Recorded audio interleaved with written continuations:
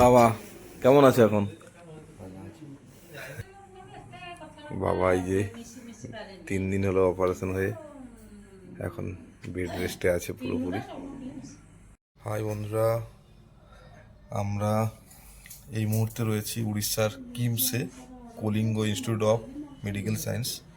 আর এখানে গত 6-7 দিন আমরা আছি, বাবাকে ট্রিটমেন্ট করাতে এসেছি। আর এখন রয়েছি জেনারেল ওয়ার্ডের মধ্যে। এই হচ্ছে ফুল এনে লাগিয়েছি, মানে একটা ডাল থেকে ফুল এনে দিয়েছি, খুব সুন্দর ফুলটা এখানে ফুটেছে, বাইরে রাখছি। আর এখানে বাবা এই যে বাবা এবার হাত নেড়ে দাও। জাস্ট একটা ভিডিও করে রাখা, দেখবো আর কি, মানে দুঃখের সময় এগুলো। যদিও চলো টাটা।